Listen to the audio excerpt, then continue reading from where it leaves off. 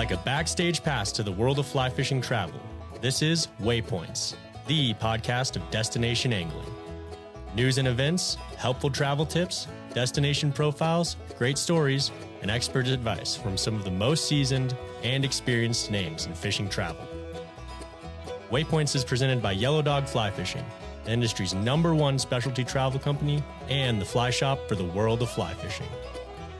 Freshwater or saltwater, international or domestic, Yellow Dog has you covered for your next fishing adventure.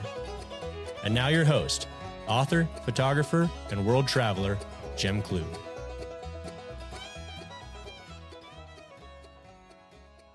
The greatest fishing writers don't just describe the experience. They influence how anglers see rivers, fish, travel, and even themselves. Few have done that more profoundly than author Tom McGuane.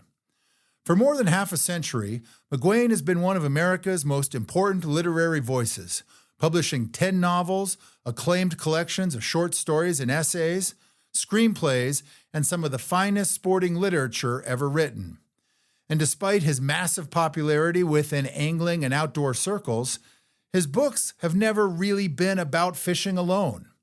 They're about people, landscapes, relationships, obsession, failure, travel, and the strange ways we spend our lives searching for meaning.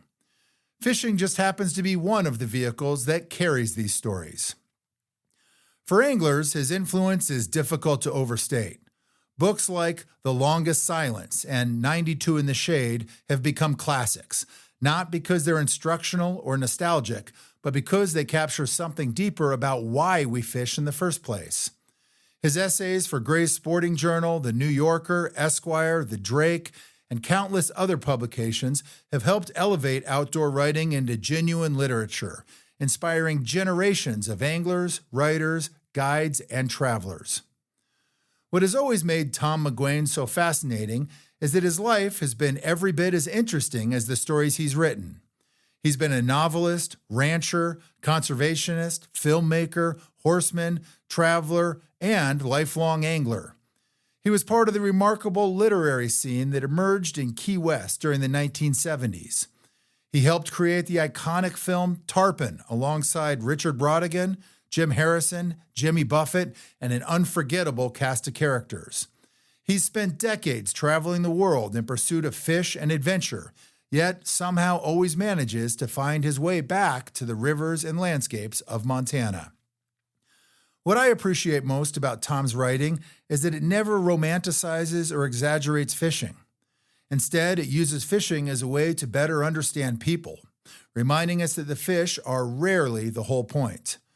They're simply the reason we find ourselves in extraordinary places, surrounded by memorable characters and having conversations and experiences that probably never would have happened otherwise.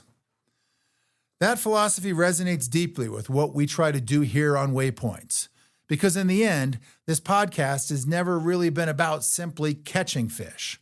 It's about the people we meet, the places we travel, and the experiences that shape us along the way. Today's conversation was so enjoyable and so wide-ranging that we've decided to present it as a special 2-part episode. In this first installment, recorded on location at Tom's Ranch just south of Big Timber, Montana, we begin with his early years, the remarkable literary scene in Key West, and the experiences that shaped both his writing and his lifelong relationship with fishing and travel. In the second episode, we'll continue the conversation with part 2, where we dive deeper into travel, conservation, modern sporting literature, and what 6 decades of writing and wandering have taught Tom about fishing, life, and the people who pursue both. The Waypoints podcast is brought to you by Patagonia. To bring their gear to life, Patagonia is motivated by relentless curiosity and a passion for the wild. They evaluate hundreds of materials, build dozens of prototypes, and spend seasons punishing them in the world's most extreme conditions. The work is the guide, and Patagonia never tires of exploring, learning, and improving. The all-new River Salt 2 wading boot is an incredible product that solves key issues for anglers in both salt and freshwater environments. These new boots are lightweight, fast drying, and built to perform across a full range of conditions, from mountain streams to tropical flats. Best of all, they are designed for speed, so you can slip them on and have them laced and ready to go in seconds. They combined abrasion-resistant Cordura nylon mesh uppers with a Vibram Mega Grip sole for reliable traction on wet and dry surfaces. The result is a single boot that reliably performs in any scenario. Available now through Yellow Dog Fly Fishing and Patagonia, the new River Salt 2 wading boot. Tom McGuane, welcome to Waypoints. It's an honor to finally have this conversation, and thank you for inviting us out here to your place on the river. Oh, you're welcome. I'm delighted to see you here. I've been aware of you for a long time, so we get to connect. Well, this is one I've been looking forward to for a very long time. And, first of all, Tom, you've obviously spent a lifetime writing books, essays, screenplays, magazine stories. You've probably done thousands of interviews along the way, and lately you've been featured on a number of great podcasts. Despite such a steady demand, I'm amazed that you remain so remarkably generous with your time. You always seem willing to sit down with people who simply want to talk about writing and fishing and life. And I, for one, appreciate that. I think a lot of people appreciate that. Okay. Well, those are the passions that have kind of driven my life, and I'm especially happy to talk about fishing, but I love to talk about literature. I had a couple of writing students from Columbia came here yesterday. Wanted to talk about writing, and I just really enjoyed it. I hadn't done that in a long time. In Sweetgrass County, you don't have a lot of literary chats, and so it's kind of a relief to do it a little bit. And I've had two preoccupations throughout my life. One has been fishing, and the other's been literature. And I'll never get tired of discussing them. Especially the struggle for me in fishing, having done it as much and as long as I have, is trying to find out what it means. Trying to find the meaning of fishing. I mean, I must have gotten to a place where that's urgent for me, because I'll read about somebody who caught, a 80-pound tarpon on 4-pound test, and I'll wonder why anybody would do that. Everybody's searching for meaning, apart from entertainment. I mean, I can remember years ago when I was such a driven fisherman that it used to really bother me when somebody would say it's part of the recreational community. I said, it's not recreation. This is a religion. This is a calling. But I think there's a component of our world that really is recreational, and it's, running up the numbers and out fishing your friends. And that reminds me of fishing with Yvon Chouinard, which is, I like to think that I'm not any more competitive than I have to be, but whenever I see his rod bent, I'm kind of driven crazy by it, and I've got to find one that'll eat right away, because he makes this big noise when he's hooked something. And I look up and I see that long rod with a big bow in it, and I have these feelings that are unworthy of me. So, but anyway, it's hard to get, when I look at some of the things that go on in fishing, I mean, I have some stronger opinions than I used to have. I don't understand why any fly shop in trout country sells flies with barbs. I'll never figure that out. And as much as we know about fish survival, I have no idea why fly shops will put a lot of pictures of people holding trout up in the air. I mean, do they think that's good for trout? The trout are kind of in trouble. And in the saltwater world, I mean, every time somebody holds a bonefish up in the air, it loses 40% of its capacity to survive for the next hour. And why are you doing that? And why don't you stop? And so, I mean, it wouldn't seem to be so dire, except that all of these things are in danger now. The idea, when if you're on the Dean River and you hook a fish that just came from Japan that summer, why you would reduce its chances of survival on the 1 yard line. It's almost right in spawning gravel, So those I didn't used to think this way, but I've come to. I think our natural resources are really under pressure, and I don't think here in Montana. I don't think we're well represented in Congress. Or if your values are environmental or recreational or anything about public lands. I mean, so anyway, you get.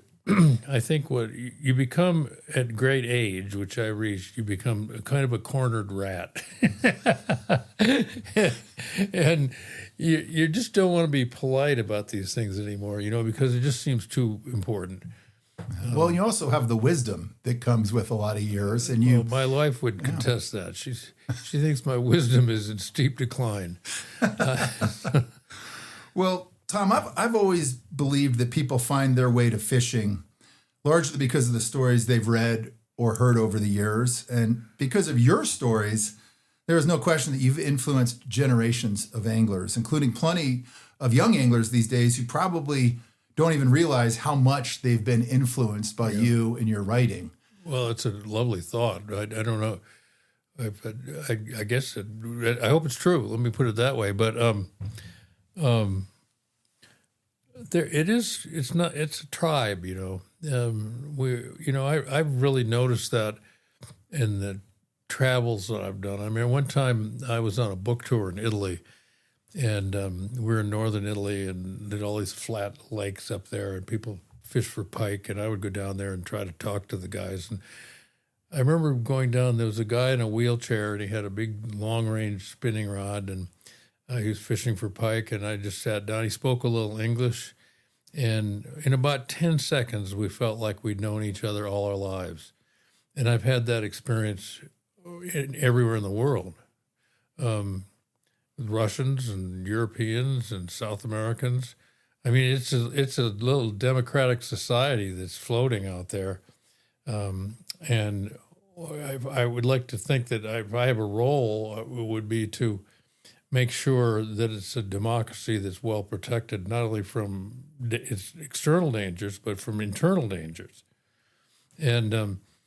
I.e., we really need to behave ourselves, and we need to realize that we're setting an example for other users in the natural world. Yeah, it is a community. There's no doubt about it. And a tribe. Yeah. I like that. And, it's interesting. We sell quite a few books in our fly shop in Bozeman. Right. And I get really inspired when I see a lot of the younger anglers coming in. Mm-hmm. And, of course, we've got a whole section of your books up there, and they're reaching for them. I mean, they know the name, and they're reading them, and the next generation, there's hope. So. Yeah. It's funny. I mean, I've been publishing for years and making films and doing all sorts of stuff and worked for Sports Illustrated, all this variety of things. And I've got a lot of books in print, but my best-selling book is my fishing book. I mean, it's outsold the one that was the finalist for the National Book Awards. It's a committed readership for sure. Well, yeah. I mean, it makes me wonder, it actually affects my practice. I mean, and I'll sit down and think, what do I really want to write about? And I realize that I have an audience that would like to see something new from me. I don't know whether I have that in the literary world in New York or not. I mean, that's a whole different zone. But I just published my 25th consecutive short story in the New Yorker. And it's interesting because I've been on a siege of short story writing. And the first one, the New Yorkers, they get 20,000 submissions a year for short fiction. And so I didn't really think I should send anything to the New Yorker. But I was up on the Dean, and I was in my spare time, I was pecking away in this story. I said, well, what the fuck, I'm going to send it. So I sent it, and to my astonishment, it was accepted. And so I had to go down and edit the story in one of these sort of cyber cafes, which actually was a sort of a tea shop about half filled with Indians. And and that was the first thing I did in this current siege of things for the New Yorker. but it all started in BC on the banks of the Dean. I feel it's telling me something. Well, let me ask you, when you first set out, Tom, at a young age to seriously write, what was it that made fishing such a key component of your work, even in those early years? And even at a young age, why did fishing seem worthy of literature to you? Well, I had two ambitions, which were fishing and literature, and I was had gotten nowhere as a writer, and I felt my prospects diminishing rapidly, and there's a sort of an escapist element of it. I just thought, I want to be a writer. I'm trying to do this. Everyone, including my parents, say it's the dumbest idea they ever heard, and so I thought there was much to, like any young person, I was worried all the time. And fear of failure was ruling my life and stuff like that. Except I didn't seem to worry about it when I was fishing, and I thought, well, since this is where I'm happy about life and in love with planet Earth, that's at least I have enthusiasm, and that will be the key to what I write about for a while. So it helped that my dad and I didn't particularly get along, but we had one area where we did, which is fishing, and my grandfather was a trout fisherman. So there was a kind of a continuity thing there that I felt protected under, when I could contemplate fishing, which is what the writing was always about. The only thing I get, when I was a youngster, I read all the sort of hook and bullet stuff, and at some point, I ran through the idea of how to do it stuff, we're learning knots. I mean, I love doing all that stuff, but I thought, I would really like to. I'd really like to render the feeling of fishing, or rendering the feeling of being on a river. Thank you, sweet pea. I'll be outside now. You're great.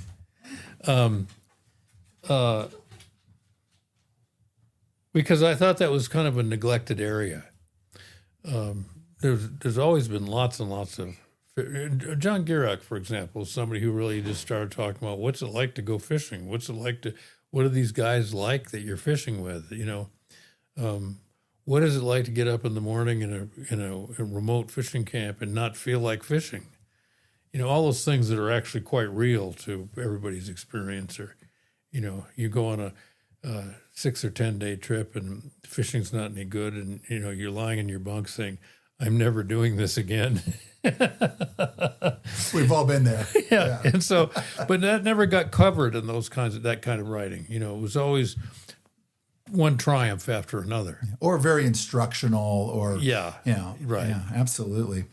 Well, I always wanted to write a story where a guy says, I just saw a little dimple rise, and I cast out to it, and I got a grab. I said I was surprised that there was a fish there.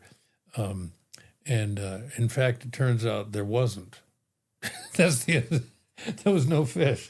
There are always all those stories about success, Some of them are just, you remember that thing that was in Field and Stream or Outdoor Life? It's called This Happened to Me. Remember those? Oh, yeah. Long time. Yeah, something's always biting the angler's leg or trying to drag him under. I thought, I should say this. I read those with enthusiasm. Oh, when you were young, the sensationalism of those stories were great. I know. Yeah, for sure. Well, there is a tremendous amount of what is now referred to as fishing content these days. Yeah. We were just talking about the New Yorker short stories, the high level of submissions, probably more content these days than ever. But despite the massive amounts of what people refer to as content, do you think we're still seeing good fishing literature that is being created these days? Is this still a thing? I do think so.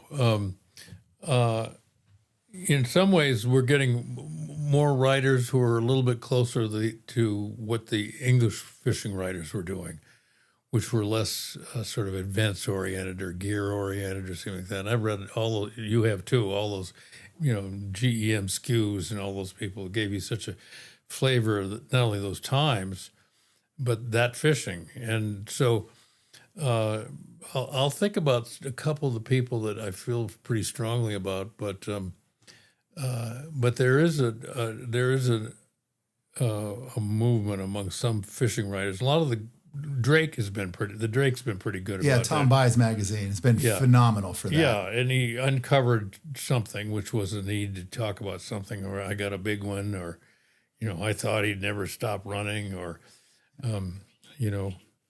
I just worried that the hook would straighten, all that kind of stuff where you can't really stay on the edge of your seat over that, for another couple of years. But anyway, so he has sort of produced a kind of not stuffy or not why the long face type stuff, but he's made room for off-center kind of fishing writing, which is, I think, been an important thing to do.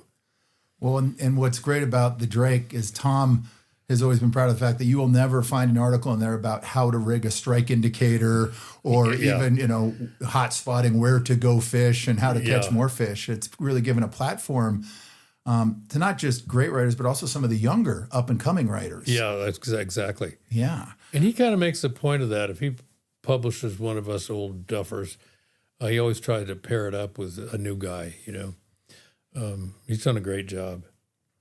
Well, if a young writer, let's say one of these up-and-coming writers that finds their way to the Drake and is trying to get started, if they want to write honestly about fishing today, what would you tell them to avoid?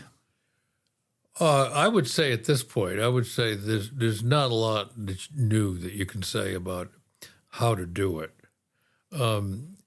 That is not to say that it's not interesting to figure out how to be a better caster or a better water reader, all those things. But one of the things, and I've been a victim of this, we always want to learn some fantastic new technological thing in fishing. I mean, we're just drawn to that. We can't help it. And for me, I'm a lifelong gear slut. And so I went to Argentina one time with Simon Gosworth. And so I've been fooling around with spey rods for about 30 years or more. And it's a lunatic obsession. I mean, it's weird. It reminds me of the days when I was in grade school. The guys would come around sending better yo-yos or better yo-yo strings. And I've been swept up in this thing. I thought, this is crazy. I mean, I'm not going to beat myself up because I can't do a snake roll off my left shoulder. I mean, I just want to go fishing.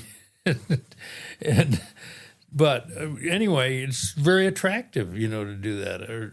When I had a little place on the Bulkley River, and anytime I'd been there before, I fished with guides, and then I bought a little cabin up there, and I had to do everything for myself. And I had a little jet boat, and I had to learn how to run that, and I had to learn to cook for myself and do all those kinds of things, and those kinds of succeeding challenges and they're not big deals, but it was a big deal to figure out how to keep from crashing my jet boat on the Bulkley, which I did a lot. And that learning thing, learning is the most interesting thing you can do. There's two things. I remember when I worked for Robert Redford, he said, there's only one real story. And he said that story is struggle. He said, there are no other stories that are interesting. And so you do want to get into situations where you kind of test yourself a little bit. You don't have to go public about it, but where you test yourself a little bit and you struggle to reach some other plateau. I mean, for me, a long time it was for trying to catch permit by myself. I mean, there's two kinds of permit fishing. One is where somebody takes you and he knows where to go, and he's got the boat and he knows how to launch it, and your job is to make a cast. It's very different when you have to launch your own skiff and read read tide tables, and especially back when we were avid about it, we didn't have steel props. You didn't dare hit stuff. We all ended up sleeping in our boats, and we didn't have cell phones. So if you got your tail in a crack, you're screwed until somebody comes along. And we didn't even have online tide tables. We had this big fat thing from the government. We'd try to convert everything from Miami Harbor all the way down to, Big Pine, and then both sides. And so when you're, all about this, you've been doing this stuff, but there's that kind of thing when you throw yourself into the game and you've got a long way to go to get there, then you're in that learning curve. I fished with a great guy. You've probably been maybe one of your customers. Was the president of the Southeast TU. He's from Knoxville, Tennessee. He's a terrific fisherman. And I fished with him a couple of times on the Dean. I mean, he's really a great trout fisherman. He's a lawyer in Knoxville. But I remember he said something, I have nothing to learn about trout fishing. And I thought, that would put an end to it for me. And then you go into a reverse. As you get older, go into a reverse thing, which is things that you used to be able to do easily, you can't do as easily. I mean, I told Craig that if I had tied a size 24 midge, I'd have to leave it in the vise or I'd never find it again. Craig Matthews, yeah.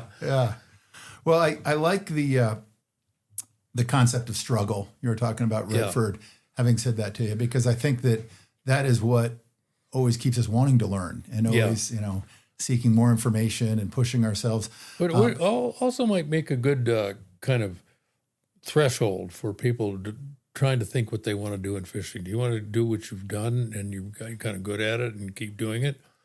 Or do you want to try something you're not really that good at? There's one test of that kind that when I first was going to the Dean, let me back up. It's kind of my key experience. We fished with 8-weight, 9-foot fly rods, floating lines, and skating flies.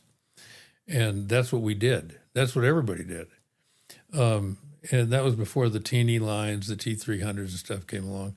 So we accepted those rules. I mean, we weren't trying to take the net down in a tennis match. We said, this is it. It's tough. If you can catch a fish a day fishing this way, be happy.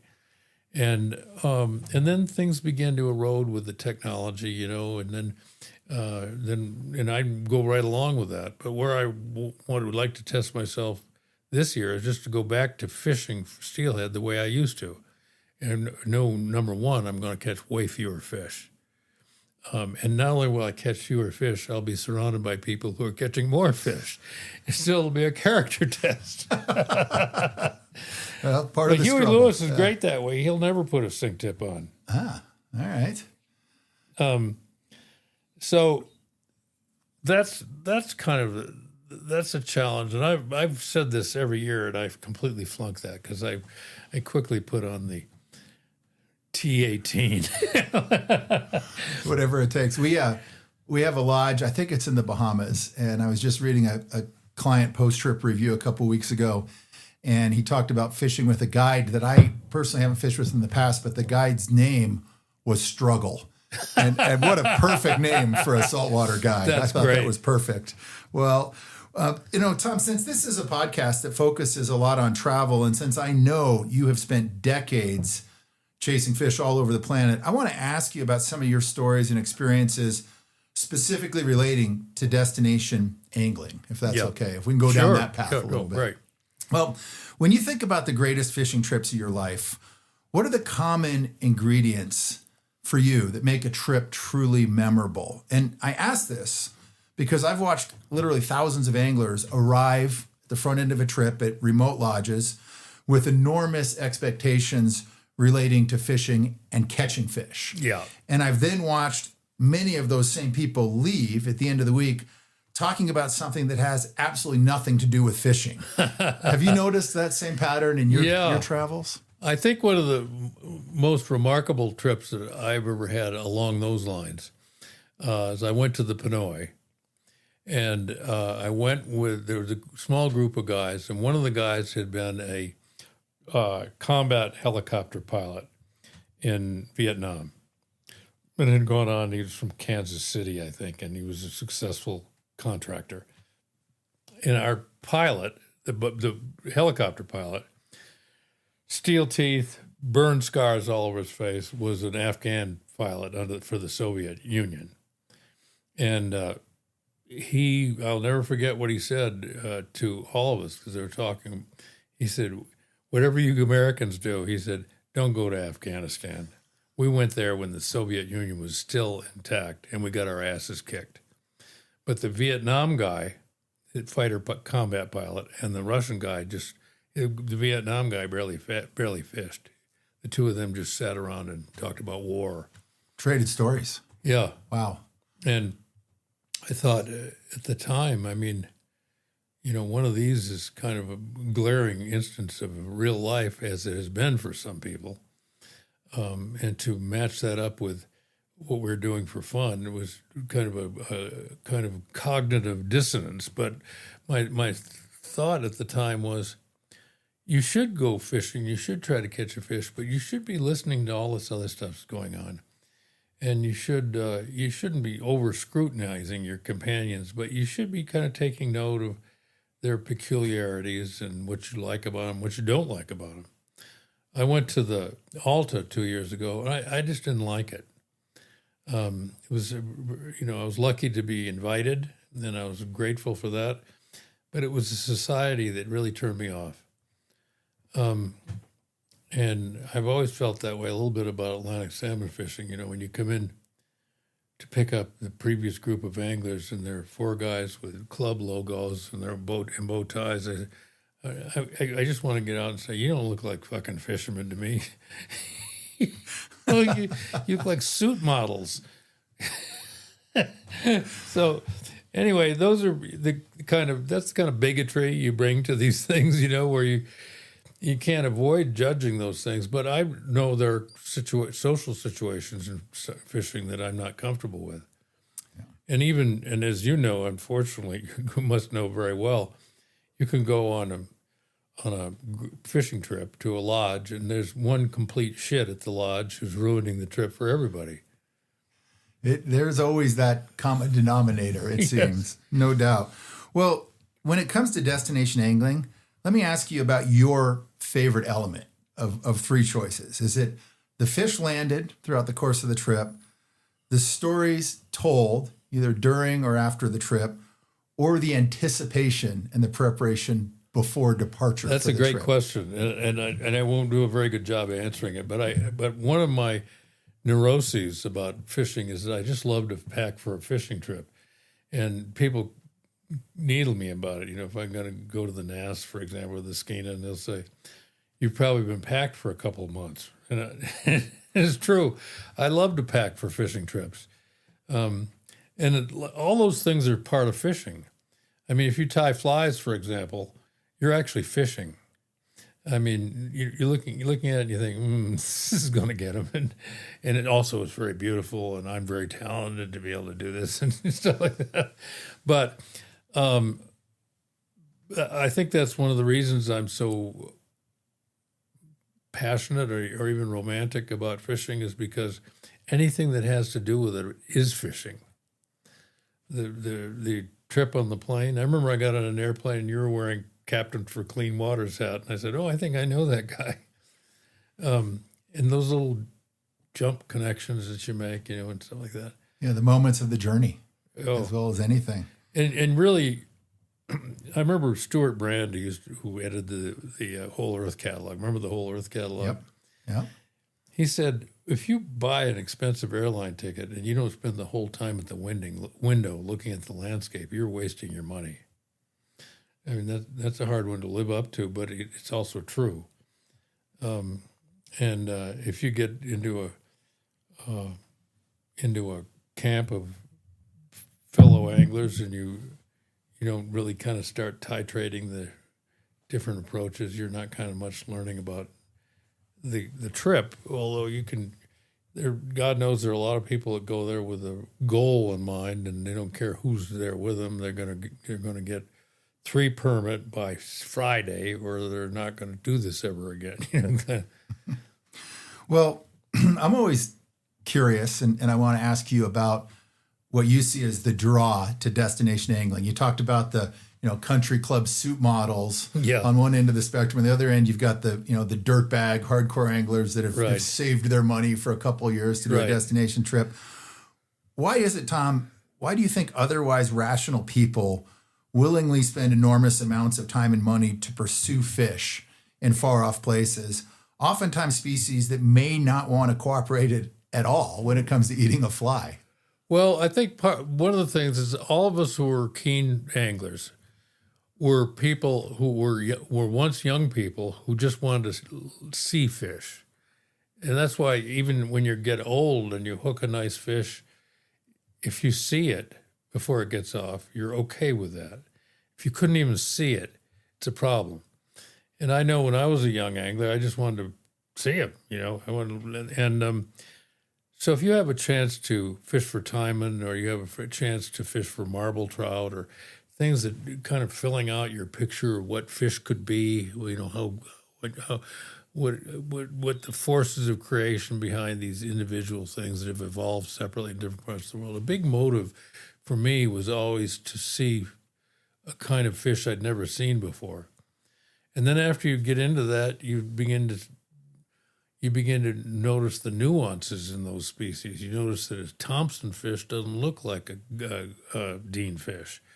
And what's made them change? What's the Dean fish have got to go over that big falls, So they have a certain kind of morphology that's different than fish that goes up the Fraser.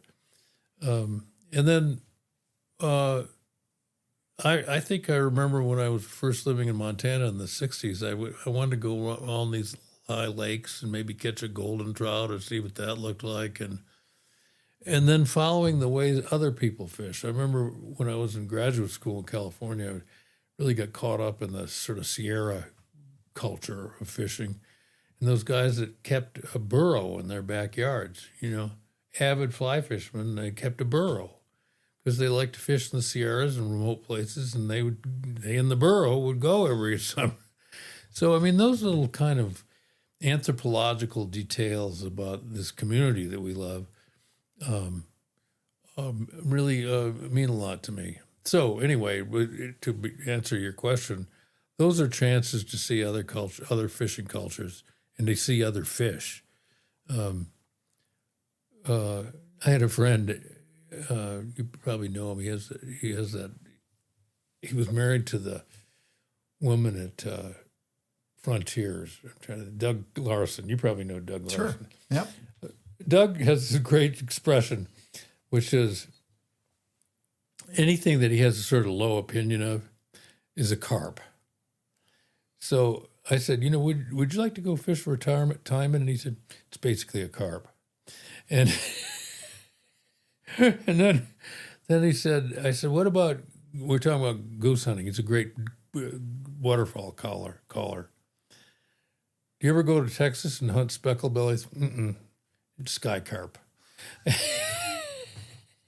And he even would name some people carp. We had a very high roller who was in the cow top pen with us one time.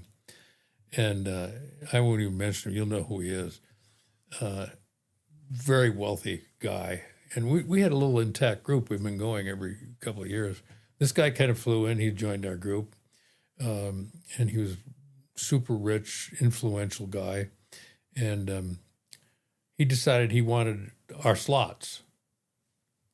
And he said, well, I'll take this group I'll take this next year. He told the management. We've been coming there pretty often. So Doug said, that guy just doesn't know any better. He's basically a carp. Well, what's so funny is nowadays, as people have expanded their horizons, carp fishing has become all the rage for you for know, and really I good have never reason. done it, Yeah. but I was talking to this young guy, what's his name? Jake Palmer. Do you know Jake Palmer? I don't think I do. Anyway, he guides out of White Sulphur, and then he guides on the Clearwater in the fall. And we were talking yesterday. I've never met him. This is a great young guy, and he's been carp fishing a lot. And he's talking about fishing big floating flies, fishing these foam lines here on the Yellowstone. And you know they pull, and they're hard to get to eat, and Yeah, they're very picky, very discerning fish, and we've been doing it quite a bit on the Missouri. that's the And, usual place, yeah, right? and I mean it's the closest thing to flats fishing Yeah. you'll find anywhere in this part of the world. And, I know. and they're every bit as challenging as a big bonefish or a permit when it comes to taking the fly. It's a great challenge. I know it's a great Yeah. gap in my knowledge. I got to do something about it. In fact, this kid that called me yesterday, he said, "Let's go do it," and I think I'm gonna do it. It's worth it. And it's also nice, circling back to what you were saying at the beginning of the program about the amount of pressure that we're putting on trout, namely in this part of the country, to see anglers kind of diversifying when it comes to the species they're willing to target and kind of open their minds to. So I was talking to a doctor the other day, and I said to him, "Do you fish?" I said to the doctor, and he said, "Do I fish?" He said, "I feel sorry for fish." He said, "Every time I go a bend in the Yellowstone and I see those guys beating up the trout in a conga line," he said, "Of course I don't fish. Are you crazy?" So sounds like you need a different doctor. Yeah. it could be. Well, you were mentioning just a moment ago about how occasionally you'll go to a lodge that's full of sports that are there for the week, and oftentimes there's one person that makes things a little bit interesting. Yes. Maybe they're a little bit of a big talker or a big leaguer, and that does seem to happen from time to time. But how about the opposite? The majority of people that are there. I mean, you've obviously been on a number of trips over the years, Tom, where the fishing was probably completely forgettable, but the company made the trip unforgettable. Yeah, and there are so many moments that like mostly happened, I would say. Yeah. I remember one time I was fishing in Belize, and this doctor came, a New York doctor, a Jewish guy, with his uncle. And his uncle was a house painter. And his uncle had taught him to fish. And he was rewarding his uncle by taking him to Belize to fish. And the uncle was, he had a great big spinning rod. And I spent the week with the uncle in a skiff. And it was a great week. We talked about a lot of the forgotten Yiddish writers that I prized when I was coming up as a young writer. He talked about how the Brooklyn Dodgers were a place where a lot of European refugees became Americans by going to Dodgers games. And I don't know if we caught fish or not, but we had a wonderful week.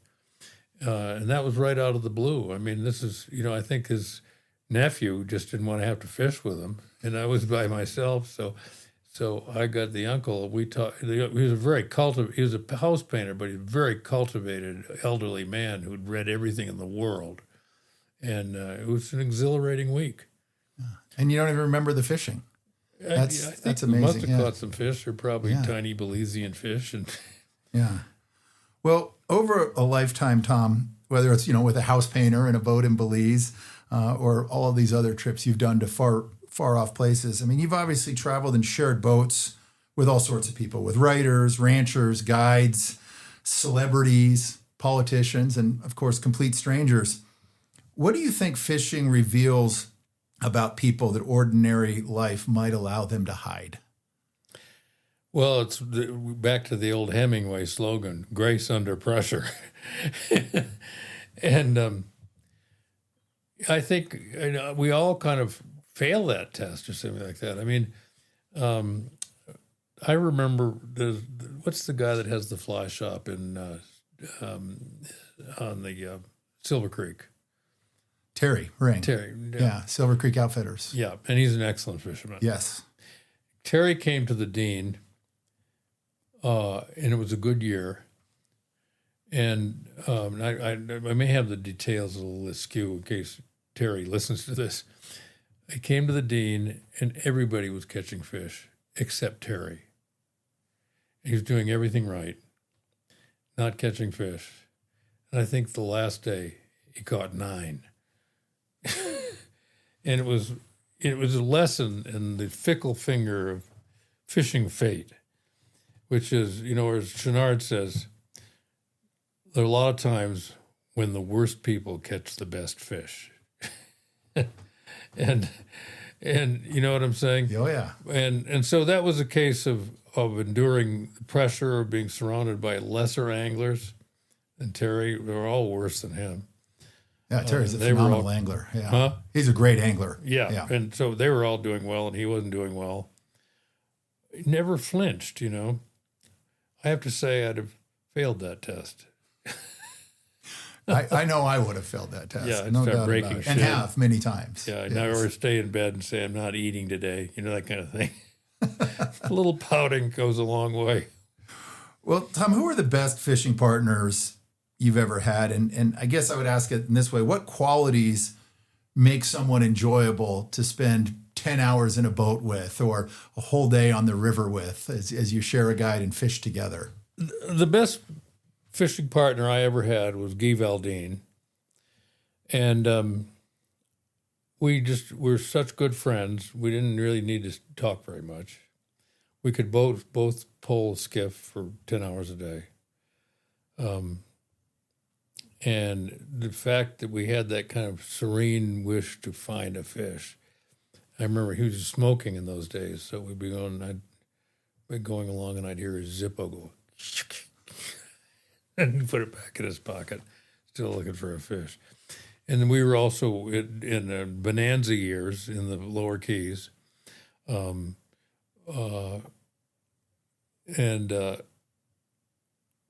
just was a great guy and a great angler and just a big personality, big warm personality. And he's a real, he tried to conceal it, but he's a real aristocrat, and his account. He's not only a count, he was a pre-Napoleonic count. Because Napoleon had made a lot of counts, and his father was a decorated fighter pilot in World War I for the French Air Force, married the Spanish Wimbledon champion, and he'd had this elaborate life, but he was so modest. None of it meant anything. In fact, it embarrassed him. And he was an outstanding fisherman and just a great companion. Probably the best I ever had or ever will have, that's for sure. Well, you mentioned something a minute ago about not having to talk a lot when you're fishing with Guy. Do you prefer silence when you're fishing with someone, or do you prefer conversation, or does it depend on the boatmate? Probably a little of both. When I was fishing on the Alta, I was fishing with an old friend of mine, actually, but he's very kind of rigid about his fishing. So he was in the bow of the boat and casting, and I asked him a question. He went, "I'm trying to fish." Okay. Yeah. So that a little of both. I mean, I'm a talkative person, so it's hard for me to just be silent all day long, unless I think something's about to happen, and then I get quieter, But I don't know. It's a collegial atmosphere. It's crazy to just not to go out there and be so goal focused that you can't just enjoy chatting with your friends or noting humorous things that happen.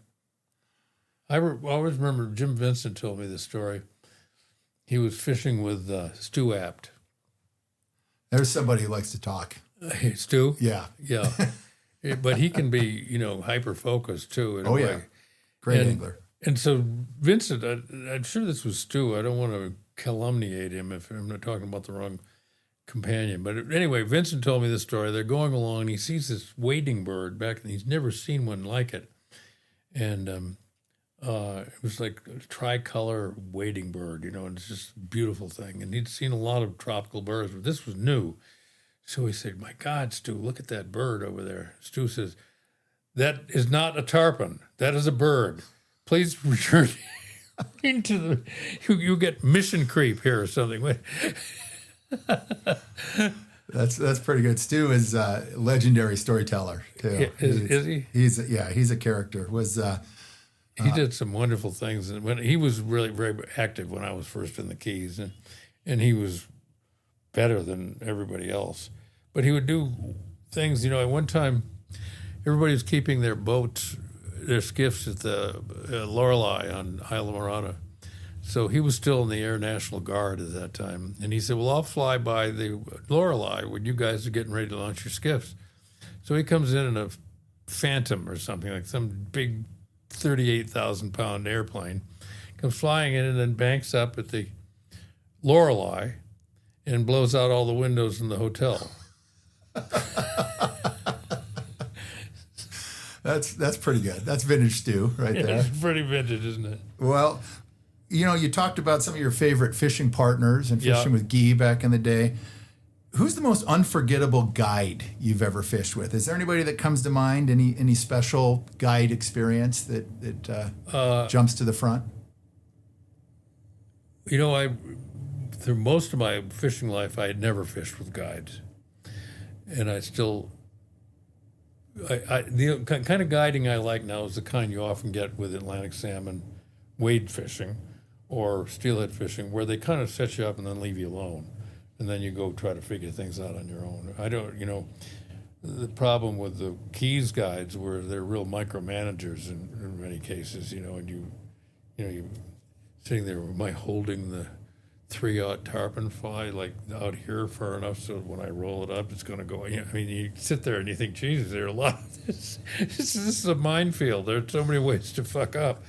But so I used to fish a lot with. In fact, he would give me people he didn't want to fish, and I would guide them with Woody Sexton, and one of the originals. Yeah. And Woody was. I've never known anybody like Woody. He was really bright, on the cusp of being an intellectual, but it was mostly about the natural world and about fish, about tackle and rod design, all those things. Interested in every bit of it, how reels work. But he was so up on the top of that particular preoccupation. It was quite wonderful, and I was interested in those things too. So. Woody was kind of a scientific fisherman. Not everybody in the Keys liked him. The old conch guides, were really kind of hard on him all the time. But Steve Huff came along, and kind of Woody apprenticed or mentored him. And I don't know anybody who could mentor Steve Huff. Because, by the time he came down and started guiding the Keys, by the time he'd been there for 2 weeks, he was the best guide in the Keys. But he really keyed on Woody as somebody who had something to say to him. And so I spent tons of time with Woody. I spent time with him on the Clearwater. I spent time with him in the Keys. I spent time chucker hunting with him. And he had an unusual profile, which was that when he wasn't guiding down in the Keys, he was a redwood tree faller. And, a standing redwood is worth $50,000. And you make the cut in the wrong place, and it shatters like a candy cane, and it becomes semi-worthless. So were not a lot of people in the woods that had the ability to fall those trees. It's like a diamond cutter. You had to have certain skills. That's what he did when he wasn't guiding for tarpon. Wow. So can you ever picture anybody that had a broader reach and the things they did for a living? So that was Woody. One time Woody came over we had a big party at my house, and somebody made a big pan of hashish brownies. And Woody loved chocolate. So he kept going to the kitchen and having another brownie. And and he was Mr. Clean. He lived in his van. He was the most personally meticulous guy. Kept having another brownie. Finally, and he came back into my house and he said, "Does anybody ever wash anything in this house, there's bugs clawing on every surface. And then he said, I've got to get out of here. He said, so he went out and he got in his van. He lived in his van, got in his van. And the next day we saw him, he said, how's it going? And he said, well, look at my hand. His hand was all swollen. And he said, what happened to your hand? He said, those bugs at McGuane's house had invaded my van, and I was killing bugs all night long. To the point his hand was all mutilated and swollen. Right. It's probably not useful for your podcast. You can cut it. No, I love it. I love it. It must have been good brownies, for sure.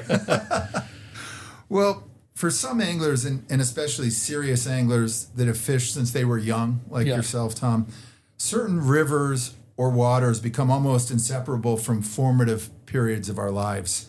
Which waters, for you, carry the strongest emotional resonance? I'm going to maybe make it a little more difficult for you because I know you're probably going to jump right to British Columbia. No, I'm not. No, you're not. Okay, good. I would say the Manistee or the Pere Marquette. Okay, your home waters from a young age. Yeah, or the rivers you may not have heard of, the Black River in Michigan, it's a long time ago now, Sturgeon River, Pigeon River, all those little northern, not the UP, but the northern ends of Michigan. I've fished those just constantly. In fact, that's interesting because Craig had the same experience. And then, what's the guy's name? He's kind of a wild man. He has a fly shop on the Upper Madison. Kelly Gallup. Yeah, Kelly Gallup fished all those rivers. Oh, sure. He's a Michigan guy. Absolutely. Yeah. Have you been back in recent years to fish? I haven't, and I'm sorry about that because I'd like to go back. I like the smooth sand bottoms at this age. But Kelly, I've never met Kelly, but I'd listened to one of his podcasts, and he said that he had been reading my book, and he said it felt it was like it was being psychoanalyzed because that was all the rivers he fished. Yeah. Yeah. Yeah, he's a longtime Michigan guy, for sure. For sure. Well, I know you are far from done when it comes to the trips that you're still taking. We were talking about that before we started the podcast, everything you have coming up this year and more steelheading. But if you could revisit one destination from your life exactly as it existed the first time you experienced it, where would that be and why? Oh, it's a great question. I'm going to have to think for a minute.